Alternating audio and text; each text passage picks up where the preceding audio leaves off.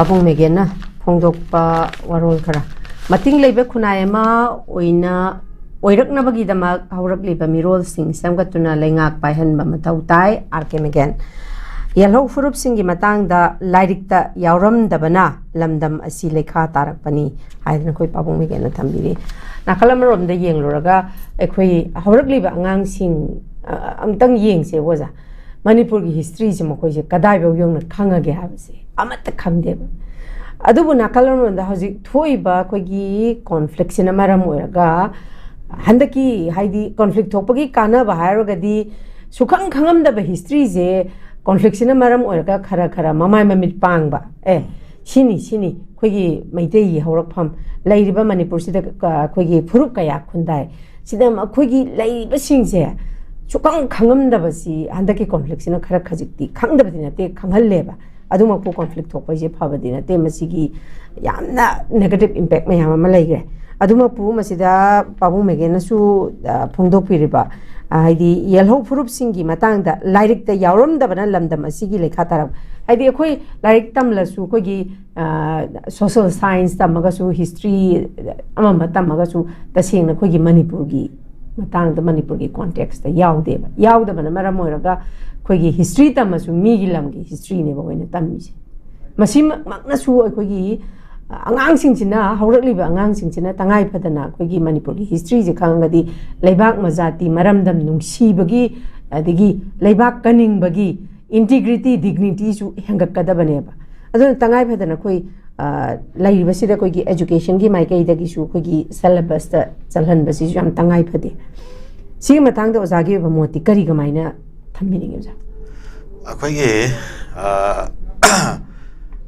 kano singi mahiroi singi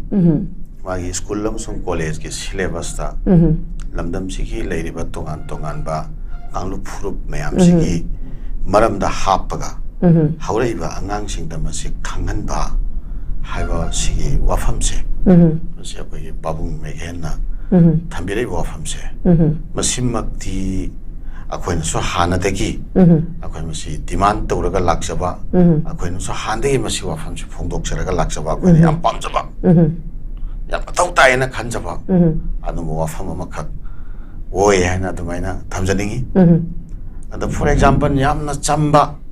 migi leipak ta to example makak akoin mangda so hana hijagram ni ngasi so mungno na, ay retret to jaram ge, akoin miyam da amana na hunan ningsing jaram ge ay tare. Akoina Bangladesh ta akoigi Bangladesh ta lai khiraba chili naw sing du udaba akoina chasaba matam da Bangladesh ta akoigi program igi khongul libana singba akoina to chasaba matam da akoigi Bangladesh government na Bangladesh ta leriba moigi school curriculum da class 5 amsung 6 ki history da Manipuri haina chapter matam okay Manipuri haiba chapter sida kana bu mana Conselli bagi hai kanda, aku ye, kaya dia nama masing yamba population dah kaya nama masing yamba se, Manipuri kanglupta, aku Bishnupriya hai nama katami, ada next Meitei hai nama tami, next Pangan hai nama tami, ada mana muka Bishnupriya Manipuri se kadano, magi culture karino, magi loan karino, pijat saksa karino, custom karino, tradition karino, yumlei karino, harau kumai karino. Untuk ini ham dosu yaung na usiki chapter siri yaungali. Dan Meitei harakan karino, Meitei ki aku nat Sankritan wero, yaung sangi wero, nat jaga keno yor. Meitei ki lejari ba aku nat culture me ham se yaung laga kangal lewa, yaungali. Pangan harakan pangan sisu karino hai betul. Yaung laga kangal lewa. To Bangladesh kumba 1971 ta pokpa 71 khakta ta pokpa leipak amata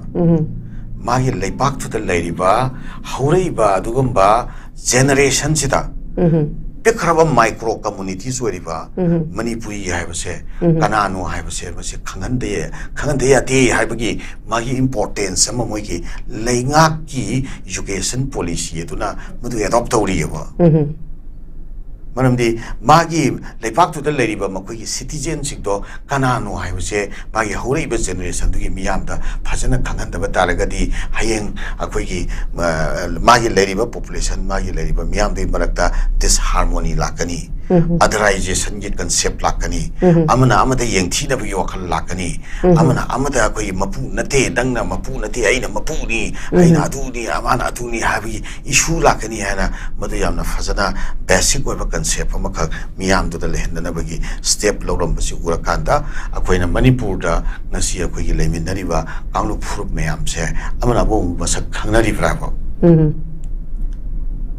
अदो मणिपुर की history के मतंगदा अखोइ मरुओइना अखोइगे मैतई हाबा कांगलुप से मसीगी अखोइगी history मागी contribution towards को existence अखोइगी कांगलुप फुरुप मयाम अमखक लमदम सिदा लरिबा micro communities मयाम अमखक लोइनाना मैतैना मसिंग यामबा कांगलुप अमोइना लमदम सिदा लरिबा मसिंग यामदबा कांगलुप सिंगसिगा पुन्ना हिंगमिनरबगी लिसांग सिटबा पुवारिदो मधु अखोइगी हौरैबा आंगांग सिंगसिदा खंगिनाबा खनबा मतौ तायबा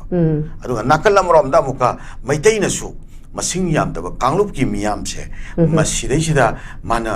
महौसा मागी मपा मपुसिंगना उलखिबा अदुम्बा थगलोन व्यवहार फजबा वखलोन नीति नियम मागी फजबा लिबरल ओइबा आउटलुक मयामदो मधु हौजिकी हौरैबा नाहासिंगनसु मधुगी मसा मसुने कोइ मधुगी मियेंग तुदा कोइ सत्कदमनि हाबसे सिगे कन्सेप्ट सा हौरैबा ngang-singसिदा खंगनबा मथौ तायबा अदुगा मैतै कम्युनिटी की कंट्रीब्यूशन दो अतोप कांगलुप लेरिबा मयाम सिनसु लमदम सिगे अखोइगे लेमिनरिबा पुवारी सिदा मैतैना लोरखिबा बिग ब्रदर मोइना लोरखिबा रेस्पोंसिबिलिटी दो मदु अखोइना सु इकाइ खुमनगदबनी हाबसे अखोइ लेरिबा कांगलुप मयाम सिसु खंगनबा मथौ तायबा लोइदना कांगलुप फुरुप मयाम से अपिकपनी हाइना अखोइना हन्थना येंबसे अखोइगी इपाइ पुसिंगना तोरक्ते अदुना अखोइना हुजिकसु तौबा याते अखोइ पुन्ना नुंगसि चानना मागी म्यूचुअल रेस्पेक्ट डिग्निटी मागी लेरिबा केनो मयाम से नागनरगा खंगनरगा चानना चिनना हिंगमिनबगी को एक्जिस्टेंस तो मदुदे युमफम ओइबा अदुम्बा वखलोन नीति नियम सिंगदे यावबा अदुम्बा केनो से अखोइ स्कूल करिकुलम अमा अखोइना Nauda अखोइ reinvent to mathau tai masi matangda khoigi pabung megena thambiribo afam se I myself I am na enthusiastically I endorse to we have afam se thamsake. Okay, thank you very much.